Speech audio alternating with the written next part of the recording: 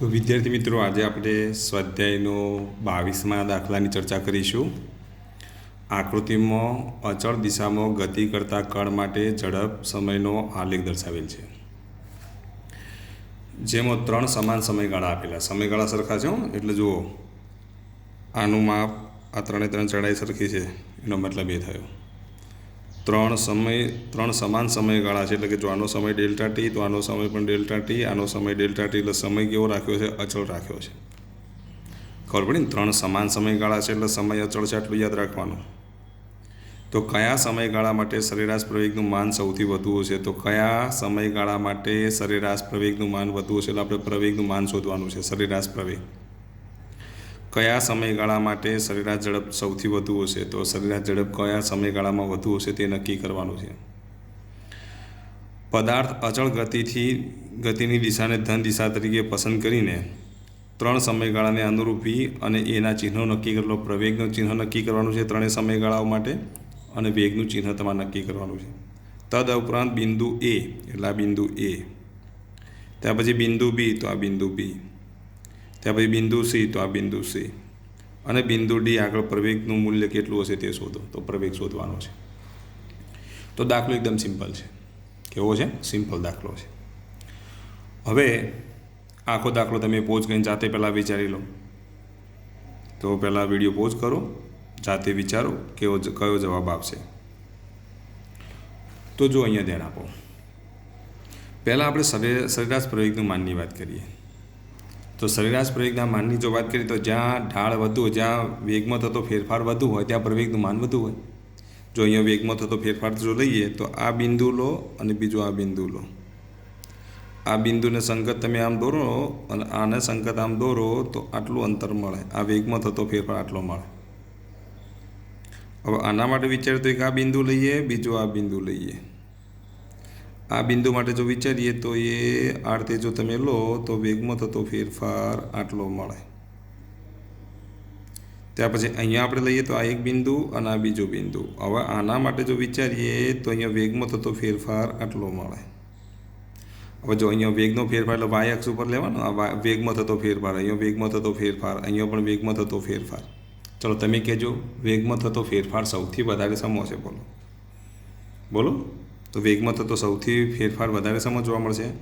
તો આ બીજા નંબરના આલેખમાં જોવા મળે કે નહીં? તો આ સમયગાળાની અંદર વેગમાં થતો ફેરફાર સૌથી વધારે છે. અને જ્યાં વેગમાં થતો ફેરફાર વધારે હોય ત્યાં પ્રવેગનું માન પણ કેવું હોય? વધારે હોય.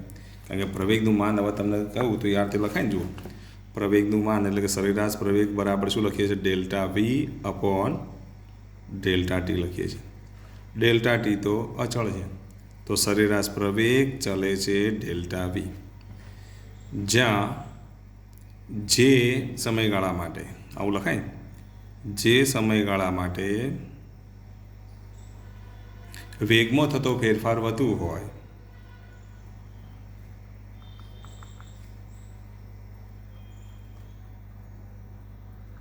તે સમયગાળા માટે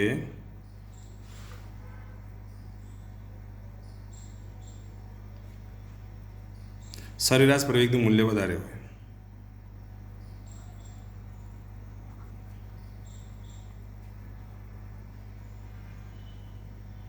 તો અહીંયા આપણે શું લખીએ? બોલો. સમયગાળા 2 માટે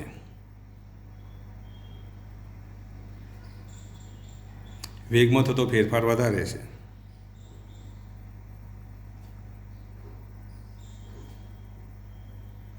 માટે સરેરાશ પ્રવેગનું મૂલ્ય વધારે, સરેરાશ પ્રવેગનું મૂલ્ય વધારે છે.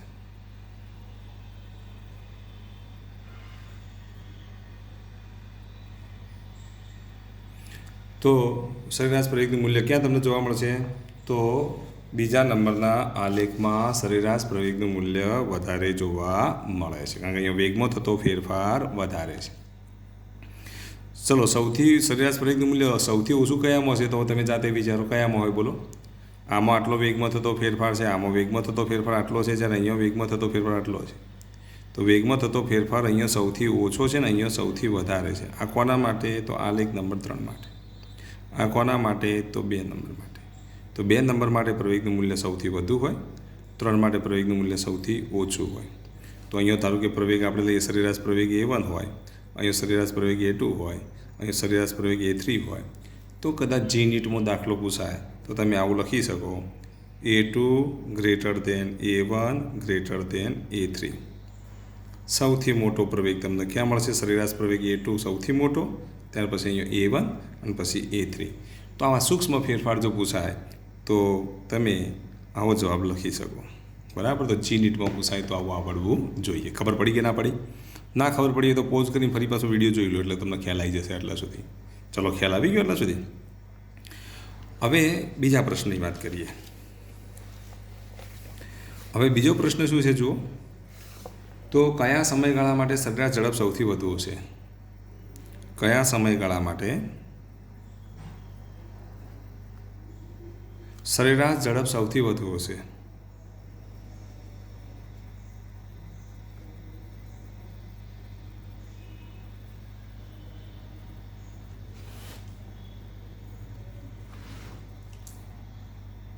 ચલો, કયા સમયગાળા માટે સરેરાશ ઝડપ સૌથી વધુ હશે? તો તમે આલેખ જો ખ્યાલ આવી જશે. આપણે આલેખ લખી દીધો. આ ઝડપ છે V, આ સમય T છે એવું વિચારી લો. હવે આ ઝડપ છે તો ઝડપ સૌથી વધારે કેવો હોય તો આલેખની ઊંચાઈ જેટલી વધારે એટલી ઝડપ વધારે કહેવાય કે નહીં? અહીંયા ધારો કે આનું મૂલ્ય અહીંયા V મળ્યું, અહીંયા V2 લઈએ, અહીંયા V3 લઈએ, તો જુઓ અહીંયા V1, આના માટે V1 લઈએ, આના માટે V2 લઈએ, આના માટે V3 લઈએ, તો ઊંચાઈ કોની વધારે છે બોલો? ઝડપ માટે ઊંચાઈ જોવાની હોય. બરાબર.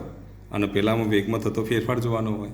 પ્રવેગ માટે વેગમાં થતો ફેરફાર લીધો, આના માટે શું લીધું આપણે? ઊંચાઈ લીધી. તો કયા સ્તંભની ઊંચાઈ વધારે તમે નક્કી કરો, ત્યાં ઝડપ વધારે હશે. કારણ કે ઝડપ માટે y અક્ષ છે, તો સ્તંભની ઊંચાઈ એ ઝડપ દર્શાવે છે. તો ચલો, કયા સમયગાળા માટે સરેરાશ ઝડપનું મૂલ્ય સૌથી વધુ હોય? બોલો, તમે કહી દો. તો સૌથી વધુ ક્યાં જોવા મળશે તમને? તો સૌથી વધુ આપણને ક્યાં જોવા મળે? તો એ સમયગાળા 3 માટે સરેરાશ ઝડપનું મૂલ્ય સૌથી વધુ હોય, સમયગાળા 1 માટે સૌથી ઓછું હોય, સમયગાળા 2 માટે વચ્ચેનું હોય. તો તમે શું લખશો બોલો? સમયગાળા 3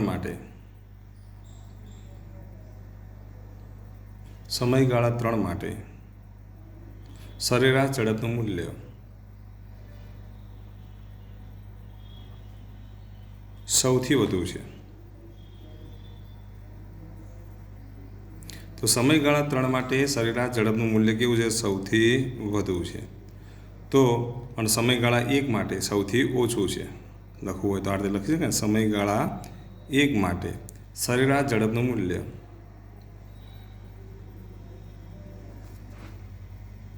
સૌથી ઓછું છે.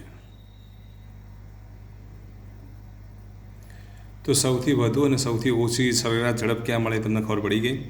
તો અહીંયા આપણે જો લખીએ તો આના માટે તમે શું લખશો બોલો? સરેરાશ ઝડપ માટે આના આપણે V1 વડે દર્શાવીએ, આના V2 વડે દર્શાવીએ, આના માટે V3 વડે દર્શાવીએ. તો અહીંયા શું લખીએ? સરેરાશ ઝડપ માટે જો લખીએ તો શું લખાય બોલો?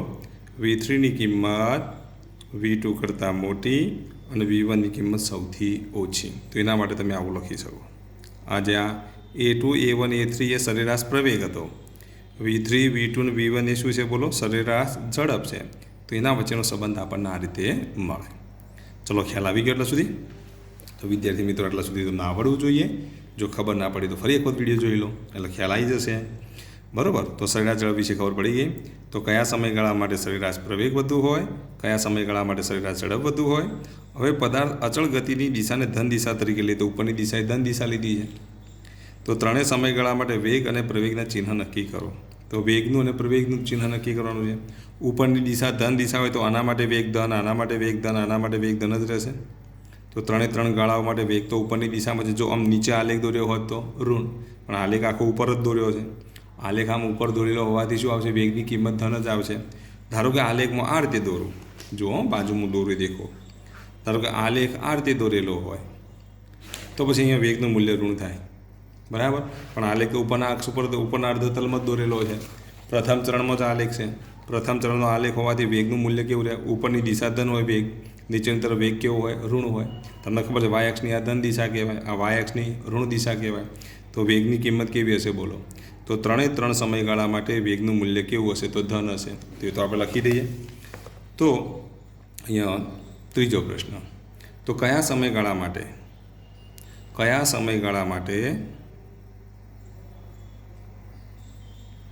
વેગનું મૂલ્ય ધન હશે તો શું જવાબ લખશો બોલો?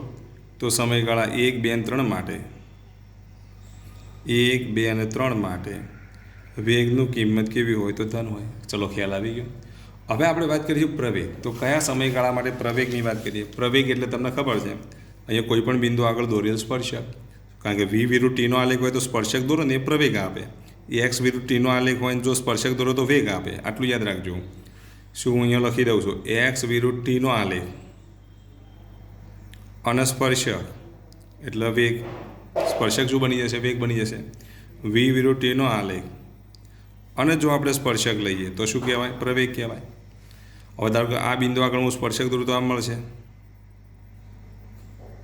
આ બિંદુ આગળ સ્પર્શક દોરું તો આમ મળશે, અને આ બિંદુ આગળ જો સ્પર્શક દોરું તો આમ મળશે. હવે 3 3 માટે વિચારો. હવે આ સ્પર્શક કેવો છે? પહેલા અને ત્રીજા ચરણમાં જાય છે. પહેલા અને ત્રીજા ચરણમાં જાય તો પ્રવેગની કિંમત ધન. અહીંયા સ્પર્શક દોરો તો સ્પર્શક કયા ચરણમાં જાય છે? બીજા ચોથા ચરણમાં જાય છે તો પ્રવેગની કિંમત ઋણ.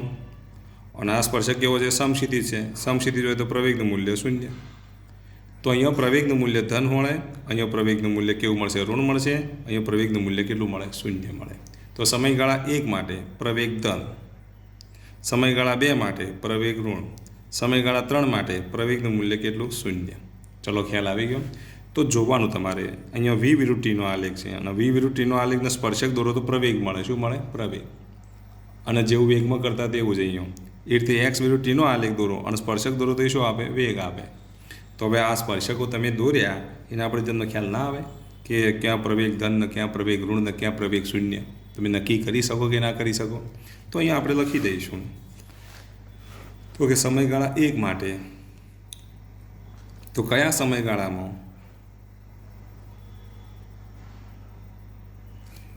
પ્રવેગનું મૂલ્ય કઈનું મૂલ્ય ધન ઋણ કે 0 હોય? તો સમયગાળા 1 માટે પ્રવેગનું મૂલ્ય કેવું મળશે? તો ધન. સમયગાળા 2 માટે પ્રવેગનું મૂલ્ય કેવું મળે? તો પ્રવેગનું મૂલ્ય ઋણ. અને સમયગાળા 3 માટે પ્રવેગનું મૂલ્ય કેટલું મળે? તો 0 મળે. ચલો યાદ રહેશે. તો આ સાચો જવાબ છે, યાદ રાખવાનો. બરાબર. તો સમયગાળા 1 માટે ધન, સમયગાળા 2 માટે ઋણ અને સમયગાળા 3 માટે કેટલું થાય? તો 0 થાય. ચલો ખ્યાલ આવી ગયો સ્પર્શક દોર્યા પછી. હવે આલેખમાં બિંદુ આપેલા છે તો આલેખમાં આપેલા બિંદુઓની વાત કરીએ આપણે. જો આલેખમાં આપેલા બિંદુ લઈએ તો બિંદુ એ, બિંદુ બી, બિંદુ સી અને બિંદુ ડી માટેની વાત કરીએ.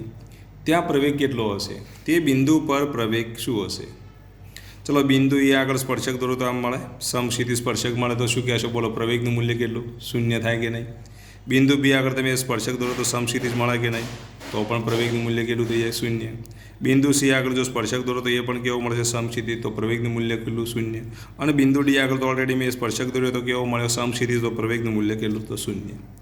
તો પછી આ બિંદુ ઉપર તમે શું કહી શકો? બોલો. તો બિંદુ એ બી અને સી, એ બી સી અને ડી આગળ પ્રવેગનું મૂલ્ય કેટલું હોય? તો 0 હશે. તો બિંદુઓ એ બી સી અને ડી માટે તો બિંદુઓ એ બી સી અને ડી આગળ પ્રવેગનું મૂલ્ય 0 છે. પ્રવેગનું મૂલ્ય 0 છે. તો એ બી સી અને ડી આગળ સમક્ષિતિજ સ્પર્શક મળે. કેવો સ્પર્શક મળે છે? સમક્ષિતિજ સ્પર્શક મળે છે. અને સમક્ષિતિજ સ્પર્શક મળે છે માટે પ્રવેગનું મૂલ્ય કેટલું થઈ જાય? તો 0 થઈ જાય. ચલો ખ્યાલ આવી ગયો. તો એકદમ દાખલો સિમ્પલ છે, પરંતુ ઘણા બધા કોન્સેપ્ટ અહીંયા આ દાખલામાં ક્લિયર થાય છે. માટે આ દાખલાને તમે મોસ્ટ ટાઈમ બી કહી શકો. અને અનુલક્ષીને આવા જી નીટમાં ઓબ્જેક્ટિવ પૂછાતા હોય છે. માટે મહેરબાની કરી આલેખ અથવા ગ્રાફ ઉપરથી જો ઓબ્જેક્ટિવ પૂછાય તો તેના માટે તમને આવડવું જોઈએ. ચલો ખ્યાલ આવી ગયો વિદ્યાર્થી મિત્રો. તો આટલું તમારે તૈયાર કરી દેવાનું. હવે વિદ્યાર્થી મિત્રો આપણે દાખલો લઈશું 23માં દાખલા પહેલાં હું તમને એક સૂત્ર આપું. એ સૂત્ર તમે અત્યારે યાદ રાખો. બરાબર. જી નીટ માટે મોસ્ટ ટાઈમ બી સૂત્ર છે. તો જો સૂત્ર યાદ રાખો. અચળ પ્રવેગી ગતિ માટેના સમીકરણો તો આપણે આ રીતે લખ્યા હતા ને. એક સમીકરણ કઈ લખ્યું? તો ડી બરાબર v0t + 1/2 at². આવું સમીકરણ લખીને ડી એટલે સ્થાનાંતર, સ્થાનાંતર એટલે એસ માઇનસ એસ ઝીરો એ લખાય. એસ માઇનસ એસ ઝીરો બરાબર V0 t વત્તા 1/2 એ ટી સ્ક્વેર લખાય. એસ માઇનસ એસ ઝીરોની જગ્યાએ અમુક જગ્યાએ તમે લખો તો શું લખો? એક્સ માઇનસ એક્સ ઝીરો પણ લખી શકો. શું લખી શકો? એક્સ માઇનસ એક્સ ઝીરો પણ લખી શકો. તો આ સ્થાનાંતરનું સૂત્ર છે, યાદ રાખજો.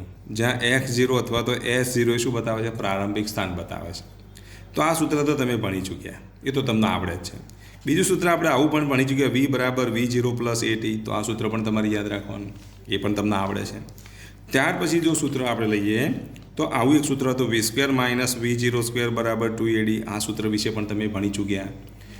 પછી એના પછી જો અચળ પ્રવેગી ગતિ હોય તો સરેરાશ વેગથી અંતર કાપે તો અંતર સ્થાનાંતર D બરાબર શું લખાય? સરેરાશ વેગ એટલે V પ્લસ V0/2 × T. આવું એક સૂત્ર પણ તમે ભણી ચૂક્યા. તો આ બધા જ જે સૂત્રો જે છે, આ સૂત્ર પણ યાદ રાખવાનું, આ સૂત્ર યાદ રાખવાની, આની પણ જરૂર પડશે, વારંવાર આની પણ જરૂર પડશે, બરાબર, આની પણ જરૂર પડશે. અમુક વખતે તમે આ સૂત્રના આ રીતે પણ લખી શકો, આનું આ સૂત્ર તમે આ રીતે પણ લખી શકો છો. આટલા સૂત્રો તો ઊંઘમાંથી ઉઠાડીને પૂછવામાં આવે તો પણ તમને આવડવા જોઈએ ને જોઈએ. ચલો, ખ્યાલ આવી ગયો? હવે મારી વાત સાંભળો. એ સિવાય યાદ રાખો, nમી સેકન્ડમાં કાપેલા અંતરનું સૂત્ર.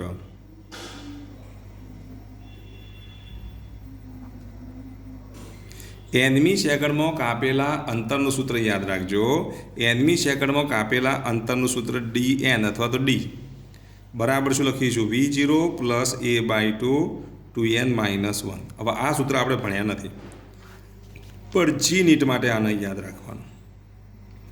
તો nમી સેકન્ડમાં કાપેલા અંતરનું સૂત્ર dn બરાબર શું લખીશું? V0 plus A/2 2n minus 1. આ રીતે આપણે nમી સેકન્ડમાં કાપેલા અંતરનું સૂત્ર લખી શકીએ, જ્યાં V0 એ પ્રારંભિક વેગ છે, ત્યાર પછી A અચળ પ્રવેગ છે, n એટલે nમી સેકન્ડ, બરાબર. દાખલા તરીકે આપણે એક એક્ઝામ્પલ લઈએ, પછી આપણે 23મો દાખલો ગણીએ. દાખલા તરીકે આવું આપ્યું હોય કે પ્રારંભિક વેગ V0 બરાબર 0 મીટર પ્રતિ સેકન્ડ છે, બરાબર, આવું આપી દીધું છે. પ્રવેગનું મૂલ્ય તમને આપી દીધું કે 10 મીટર પ્રતિ સેકન્ડ. આમ પછી એમ તમને કીધું હોય કે ત્રીજી સેકન્ડમાં કાપેલ અંતર શોધો. ત્રીજી સેકન્ડ એટલે n બરાબર 3 સેકન્ડમાં કાપેલ અંતર d શોધો. તો પ્રારંભિક વેગ કેટલો લીધો? તો 0 લીધો. પ્રવેગનું મૂલ્ય કેટલું? તો 10 મીટર પ્રતિ સેકન્ડ સ્ક્વેર. આ સ્ક્વેર છો. n બરાબર કેટલા લેવાના? 3. તો d શોધો. તો ડીનું સૂત્ર કયું આવશે બોલો? તો d બરાબર જો લખીએ તો V0 plus A/2 2n minus 1. V0ની જગ્યાએ 0, એની જગ્યાએ આપણે કેટલા મૂકી દઈએ? 10, 10/2, 2 × nની જગ્યાએ 3 ઓછા 1. આનું સાદુરૂપ 10/2 એટલે 5, 3 દૂ 6, 6માંથી 1 જાય તો કેટલા થશે? 5, 5 × 5 એટલે 25 મીટર. તો આમ ત્રીજી સેકન્ડમાં કાપેલું અંતર કેટલું થાય? તો 25 મીટર. આ 25 મીટર અંતર એ કયું છે? માત્ર ત્રીજી સેકન્ડમાં કાપેલું અંતર. પ્રથમ 3 સેકન્ડનું નહીં, પહેલી, બીજી, ત્રીજી, 3નો નહીં, ટોટલ 3 સેકન્ડમાં નહીં, પણ માત્ર ને માત્ર ત્રીજી સેકન્ડમાં પદાર્થ કેટલું અંતર કાપે છે? તો માત્ર ને માત્ર ત્રીજી સેકન્ડમાં પદાર્થે જે અંતર કાપ્યું હોય એ અંતર તમે શોધી શકો. ચલો, ખ્યાલ આવી ગયો? તો આમ nમી સેકન્ડમાં કાપેલા અંતરનું સૂત્ર તમે યાદ રાખો, બરોબર. જ્યાં V0 એ પ્રારંભિક વેગ છે, n એ nમી સેકન્ડ એ અચળ પ્રવેગ છે. આ સૂત્ર તમારે યાદ રાખવાનું, જે જી નીટ માટે અગત્યનું છે. બુકમાં આપેલું નથી, છતાં પણ આનો દાખલો આપી દીધો છે, માટે આ સૂત્ર આપણે યાદ રાખીશું. ચલો, ખ્યાલ આવી ગયો? હવે સ્વાધ્યાયનો આપણે 23મો દાખલો લઈએ. ચલો, અહીંયા ધ્યાન આપો. હવે 23મા દાખલાની રકમ આ રીતની: ત્રિચક્રી વાહન પોતાની સ્થિર સ્થિતિમાંથી 1 મીટર પ્રતિ સેકન્ડ સ્ક્વેર જેટલા અચળ પ્રવેગથી સ્થિર સ્થિતિમાં એટલે પ્રારંભિક વેગ V0 બરાબર શું લેવાનું? 0. અહીંયા V0 બરાબર કેટલા થઈ ગયા? 0.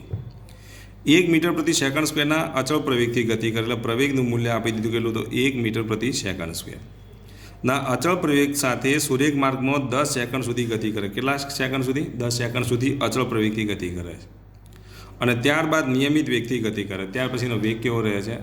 અચળ રહે છે. તો વાહન દ્વારા nમી સેકન્ડમાં કપાયેલા અંતર વિરુદ્ધ nનો આલેખ દોરો, એટલે કે સમયનો આલેખ દોરો. nમી સેકન્ડ વિરુદ્ધ અંતર જે કપાય ને એ વિરુદ્ધ nમી સેકન્ડ એટલે સમયનો આલેખ દોરો. પ્રવેગી ગતિ દરમિયાન આવા આલેખ માટે તમે શું ધારો છો? એક સુરેખા કે પરવલય, એના વિશે નક્કી કરવાનું છે. જો આટલું યાદ રાખો, 10 સેકન્ડ સુધીનો જ આપણે આલેખ દોરવાનો છે. કારણ કે એનમી સેકન્ડવાળું જે સૂત્ર લખ્યું ને એ અચળ પ્રવેગી ગતિ માટેનું છે, અને અચળ પ્રવેગી પછી તો નિયમિત વેગ છે. તો એનમી સેકન્ડ એટલે 10મી સેકન્ડ સુધીનો આલેખ આપણે દોરવાનો છે. પહેલી સેકન્ડ, બીજી સેકન્ડનો આલેખ કેવો મળે છે એની ચર્ચા કરવાની છે. હવે પ્રવેગી ગતિ દરમિયાન આવા આલેખ માટે તમે શું ધારો છો એના વિશે ચર્ચા કરવાની, કે આલેખ કેવો છે, સુરેખા છે કે પરવલય છે, તે નક્કી કરવાનું છે. તો જો અહીંયા ધ્યાન આપો, એનમી સેકન્ડમાં કાપેલા અંતર માટેની જો વાત કરીએ તો આપેલા આલેખ માટે શું છે જુઓ તમે. તો આપેલા આલેખ માટેની જો વાત કરીએ તો ત્રિચક્રી વાહન સ્થિર સ્થિતિમાં ગતિની શરૂઆત કરે છે એવું આપે ને. તો અહીંયા આપણે 23મો દાખલો લઈ લઈએ. જો એમાં પ્રારંભિક વેગ v0 બરાબર 0 મીટર પ્રતિ સેકન્ડ આપી દીધું છે કે નહીં. અચળ પ્રવેગ એટલે એ બરાબર કેટલા, તો 1 મીટર પ્રતિ સેકન્ડ સ્ક્વેર અચળ પ્રવેગથી ગતિ કરે છે એવું પક્ષમાં આપી દીધું છે. એનમી સેકન્ડ 10 સેકન્ડ એટલે પહેલી સેકન્ડ, બીજી સેકન્ડ, એવું n બરાબર 1, 2, 3 એ રીતે દરેક સેકન્ડ વાઇઝ તમારે શું લેવાનું છે, અંતર લેવાનું છે, અને પછીનો આલેખ દોરવાનો છે. n બરાબર 1, 2, 3 અપ ટુ ક્યાર સુધી, 10 સુધી. અને તેના માટે અંતર વિરુદ્ધ સમયનો આલેખ દોરવાનો. તો દરેક સેકન્ડ માટે કેટલું અંતર મળે એ શોધવું પડે કે ના શોધવું પડે, તો એ આપણે અંતર શોધી કાઢીશું. તો n બરાબર 1 માટેની આપણે ગણતરીની શરૂઆત કરીએ. તો n બરાબર 1 માટે જે અંતર મળે તેને આપણે d1 વડે દર્શાવીએ અથવા તો s1 વડે દર્શાવીએ.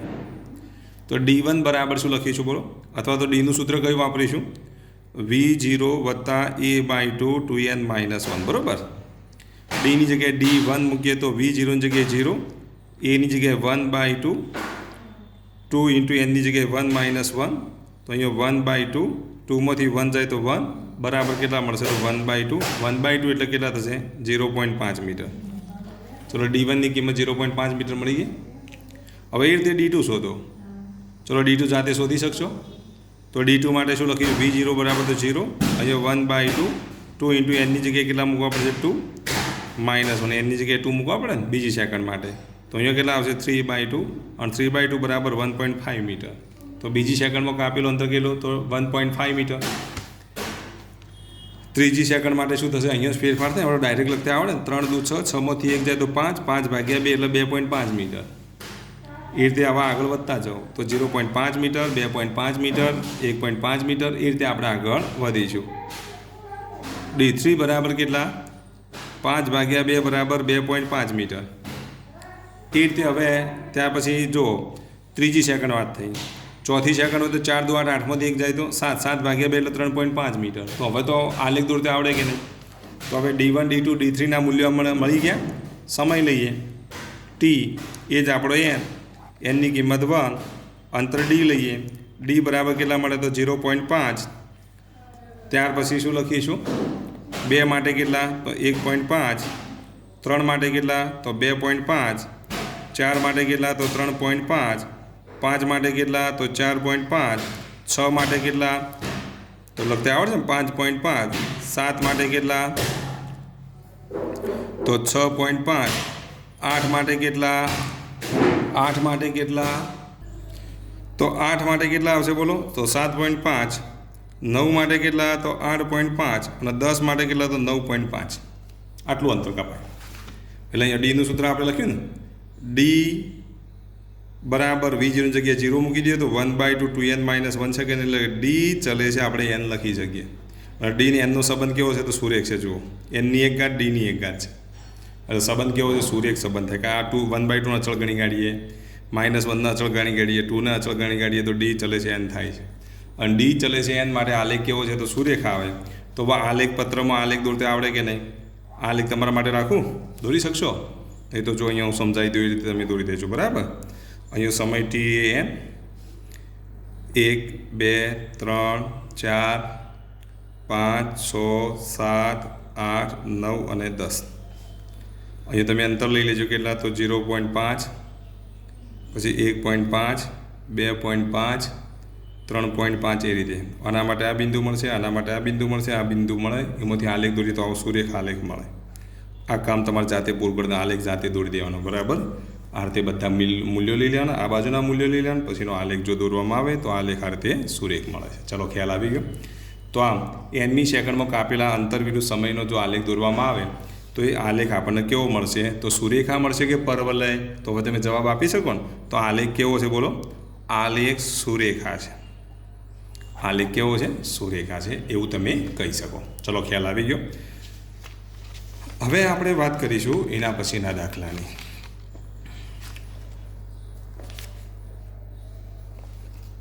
તો જો એના પછીનો દાખલો જે છે, જો સ્થિર લિફ્ટ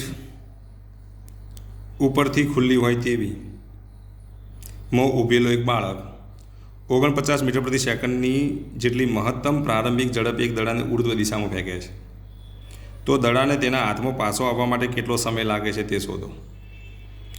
જો લિફ્ટ 5 મીટર પ્રતિ સેકન્ડની ઝડપથી નિયમિત ઝડપથી ઉપરની તરફ ગતિ કરવાની શરૂઆત કરે તો બાળક ફરીથી દડાને ઉપરની તરફ ફેંકે તો મહત્તમ ઝડપે ફેંકે તો કેટલા સમય પછી દડો બાળકના હાથમાં પરત ફરશે? તો જો અહીંયા ધ્યાન આપો, બાળક લિફ્ટમાં છે અને જો બાળક લિફ્ટમાં હોય તો લિફ્ટ જેટલા વેગથી ઉપરની તરફ ગતિ કરે એટલા જ વેગથી બાળક પણ ઉપરની તરફ ગતિ કરે છે. અચળ વેગથી ઉપરની તરફ જાય છે. અચળ વેગથી જો ઉપરની તરફ જો જતી હોય લિફ્ટ અથવા અચળ વેગથી નીચેની તરફ જો લિફ્ટ આવતી હોય તો અહીંયા સ્થિર સ્થિતિ અને અચળ વેગી ગતિ આ બંને કેવી સ્થિતિઓ કહેવાય? તો આ બંને સ્થિતિઓ માટે જે સમય છે એ સમયમાં કોઈ ફેરફાર થતો નથી. પણ જો પ્રવેગિક ગતિ કરે તો ફેરફાર થાય. એની ચર્ચા આપણે 5મા ચેપ્ટરમાં કરીશું. અત્યારે તો તમારે યાદ રાખવાનું, સ્થિર સ્થિતિમાં જો લિફ્ટ હોય તો એ કેવી કન્ડિશન કહેવાય, અને અચળ વેગથી ઉપર નીચે જતી હોય તો એ બંને કેવી કહેવાય? તો ઝડપીય નિર્દેશ ફ્રેમ કહેવાય. એની ચર્ચા આપણે ડિટેલમાં 5મા ચેપ્ટરમાં કરીશું. અત્યારે તો તમારે આટલું યાદ રાખવાનું, સ્થિર સ્થિતિમાં લિફ્ટ ઉપર જાય કે પછી અચળ વેગી ગતિથી લિફ્ટ ઉપર જાય કે નીચે જાય, દડાને પાછા આવવા માટે લાગતો સમય કેવો રહેવાનો? સરખો રહેવાનો. કારણ કે લિફ્ટ ઉપર જાય તો બાળકે ઉપર જાય છે ને, અને દડો એટલા વેગથી ઉપરની તરફ જવાનો. એટલે કહેવાનો મતલબ એ કે લિફ્ટ 5 મીટર પ્રતિ સેકન્ડના વેગથી ઉપરની તરફ જાય તો બાળક પણ 5 મીટર પ્રતિ સેકન્ડના વેગથી ઉપરની તરફ ગતિ કરતો હશે. બોલને જ્યારે ફેંકવામાં આવે તો 49 વત્તા 5 મીટર પ્રતિ સેકન્ડ એટલે ઉપરની તરફ ગતિ કરે તો 53 મીટર પ્રતિ સેકન્ડથી ગતિ કરે. તો સામે પેલું 5 મીટર પ્રતિ સેકન્ડ છે એટલે 49માંથી 5 બાદ કરો તો કેટલા? 53માંથી 5 બાદ કરો એટલે ફરી પાછા કેટલા થઈ જશે? 49 મીટર પ્રતિ સેકન્ડ જ રહે. કારણ કે દડાનો પણ પ્રારંભિક વેગ વધે છે તો બાળક પણ એટલા જ વેગથી ઉપર જાય છે. બંને એટલા જ વેગથી ઉપર જતા હોય તો બંનેનો સાપેક્ષ વેગ શૂન્ય થઈ જાય છે.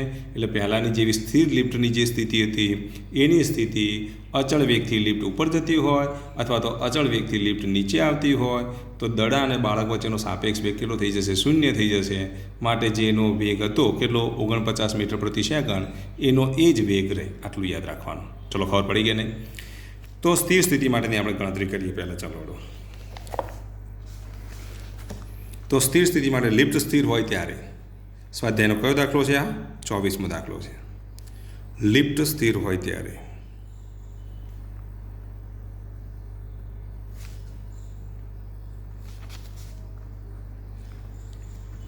જો લિફ્ટ સ્થિર હોય ત્યારે અહીંયા આપણે જો લખીએ તો એનો પ્રારંભિક વેગ આપી દીધો છે કેટલો? તો v0 બરાબર કેટલા આપી દીધા છે? v0 બરાબર 49 મીટર પ્રતિ સેકન્ડ. દડાને ઉર્ધ્વ દિશામાં ફેંકવામાં જ્યારે મહત્તમ ઊંચાઈએ પહોંચે ત્યારે વેગ કેટલો થાય? શૂન્ય થાય. કારણ કે અહીંથી હું લિફ્ટમાંથી બોલને ફેંકું, આ ઉપરથી ખુલ્લી છે, અહીંયા બાળક છે, આમ બોલ ફેંકે જ્યારે મહત્તમ ઊંચાઈ પ્રાપ્ત કરે જ્યારે ત્યારે પ્રારંભિક વેગ શૂન્ય નથી પણ અંતિમ વેગ કેટલો થાય? શૂન્ય થાય. પ્રારંભિક વેગ આપી દીધો કેટલો? 49 મીટર પ્રતિ સેકન્ડ. તો મહત્તમ હવે ઉર્ધ્વ દિશા છે. ઉર્ધ્વ દિશામાં પ્રવેગનું મૂલ્ય કેવું લેવાનું? માઇનસ લેવાનું. તો ઉર્ધ્વ દિશા માટે પ્રવેગનું મૂલ્ય આપણે કેટલું લઈશું? -9.8 મીટર પ્રતિ સેકન્ડ સ્ક્વેર. તો લાગતો સમય t શોધો. તો મહત્તમ ઊંચાઈએ પહોંચવા માટે લાગતો સમય શોધી કાઢીએ. જેટલી ઊંચાઈ માટે સમય લાગે છે એટલો જ નીચે આવવા માટે સમય લાગશે. તો સમય શોધવા માટે આપણે કયું સૂત્ર વાપરીશું? આટલી જો માહિતી આપી હોય તો વિચારો કયું સૂત્ર આવશે? તમે વિચારી લો કયું સૂત્ર આવશે? આટલી માહિતી આપી છે, બોલો કયું સૂત્ર આવશે? આવડશે ને? કયું સૂત્ર આવે બોલો? તો તમે જે બોલાવો છો એ જ લખાય. તો v બરાબર v0 + at આવે કે નહીં? તો vની કિંમત આપણે 0 મૂકી દઈએ. v0 કેટલા? તો 49. એની કિંમત 9.8 × t. આને ઉપાડીને પેલી બાજુ લઈ જઈએ તો કેટલા લખીશું બોલો? 9.8 t બરાબર કેટલા? 49. તો t બરાબર 49 ભાગ્યા 9.8. 49 ભાગ્યા 9.8 એટલે કેટલા થશે? 5 સેકન્ડ થાય કે નહીં? તો ટીની કિંમત કેટલી મળી? 5 સેકન્ડ. તો આમ ઉપર જવા માટે મહત્તમ ઊંચાઈ સુધી પહોંચવા માટે લાગતો સમય 5 સેકન્ડ છે. તો આટલેથી આટલે જવા માટે 5 સેકન્ડ, તો ભાઈ અહીંથી અહીંયા હાથમાં આવવા માટે લાગતો સમય 5 સેકન્ડ જ થાય કે? તો જેટલો જવા માટે સમય લાગે એટલો જ આવવા માટે લાગે સમય. તો મહત્તમ ઊંચાઈ માટે લાગતો સમય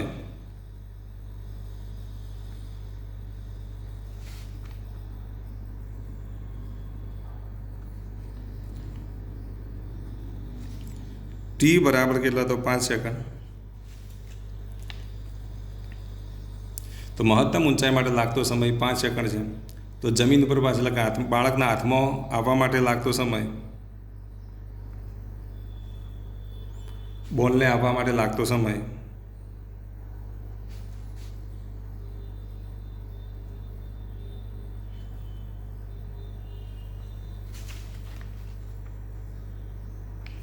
તો બાળકના હાથમાં બોલને આવવા માટે લાગતો સમય જો લઈએ તો ટી બરાબર કેટલા લઈશું? ટી ડેશ બરાબર 5 + 5 બરાબર કેટલા થાય? તો 10 સેકન્ડ થાય. તો 10 સેકન્ડ પછી એ બોલ બાળકના હાથમાં આવી જશે. હવે લિફ્ટ ઉપરની તરફ ગતિ કરે છે.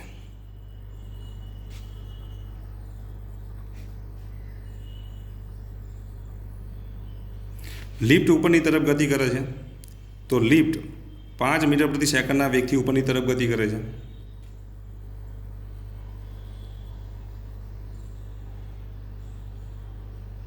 ઉપરની તરફ ગતિ કરે છે. તો લિફ્ટનો રહેલો બાળક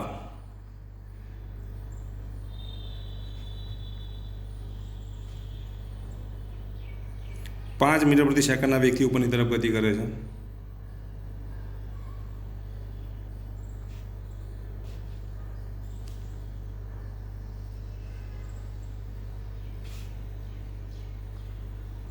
જો લિફ્ટનો રહેલો બાળક 5 મીટર પ્રતિ સેકન્ડના વેગથી ઉપરની તરફ ગતિ કરે તો બાળકના હાથમાં રહેલો બોલ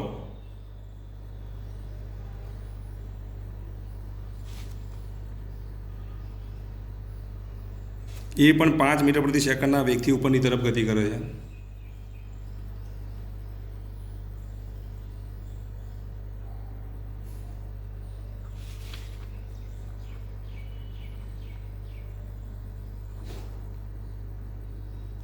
તો બોલનો બાળકની સાપેક્ષમાં વેગ કેટલો થઈ જશે? 0 થઈ જશે. તો પછી ફેંકેલો વેગ કેટલો રહેવાનો બોલો? તો બોલનો બાળકની સાપેક્ષમાં વેગ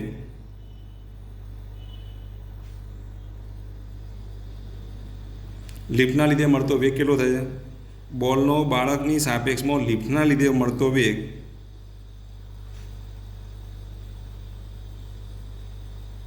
કેટલો થઈ જાય બોલો? 0 થાય કે ના થાય? કારણ કે તમે લખો તો v1 - v2, v1ની કિંમત 5 અને 5 એટલે 0. તો લિફ્ટના ગતિના લીધે બોલને મળતો સાપેક્ષ વેગ 0 છે. તો હવે બોલને જો ફેંકવામાં આવે તો એનો પ્રારંભિક વેગ કેટલો લેશે? તો હવે બોલને ફેંકવામાં આવે 49 મીટર પ્રતિ સેકન્ડના વેગથી ફેંકવામાં આવે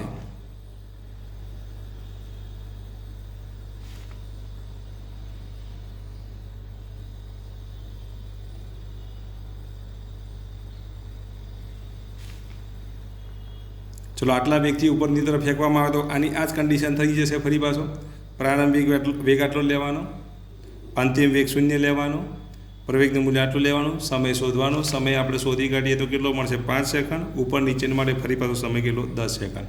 તો બંને કિસ્સાઓની અંદર સમય કેટલો લાગશે? તો 10 સેકન્ડ જ લાગે. કેટલો લાગે? 10 સેકન્ડ લાગે. આ તો લિફ્ટ ઉપરની તરફ જતી, નીચેની તરફ જાય તો એવું જ થવાનું. કારણ કે બોલ નીચેની તરફ જાય, બોલ પણ હાથમાં પકડેલો છે, નીચે આવવાનો. બાળક પણ નીચેની તરફ હાથમાં પકડેલો, બોલ પણ નીચેની તરફ. એટલે સાપેક્ષ વેગ એ બંનેની એક જ દિશા હોવાથી અને લિફ્ટમાં બંને હોવાથી એનો સાપેક્ષ વેગ એક જ લિફ્ટમાં બંને હોવાથી સાપેક્ષ વેગ કેટલો થઈ જાય? 0 થઈ જાય કે નહીં? તો પછી જ્યારે ફેંકીએ ત્યારે કેટલો વેગ હોય? તો 49 મીટર પ્રતિ સેકન્ડ હોય કે નહીં? તો એ કન્ડિશન માટે પણ આપણે આવું વિચારી શકીએ. તો ઉર્ધ્વ દિશા હોય કે અધો દિશા હોય, બરાબર, લિફ્ટ સ્થિર હોય ત્યારે લાગતો સમય, અચળ વેગથી ઉપરની તરફ લિફ્ટ ગતિ કરતી હોય કે અચળ વેગથી નીચેની તરફ ગતિ કરતી હોય અને બોલને જો ઉર્ધ્વ દિશામાં ફેંકવામાં આવે તો લાગતો સમય કેટલો રહેશે? 10 સેકન્ડ. પહેલા કેસમાં પણ 10 સેકન્ડ, ત્રણ કેસમાં 10 સેકન્ડ રહે. ચલો ખ્યાલ આવી ગયો. તો આવો જો ફેરફાર પૂછાય તો એ તમને આવડવો જોઈએ. ચલો ખ્યાલ આવી ગયો.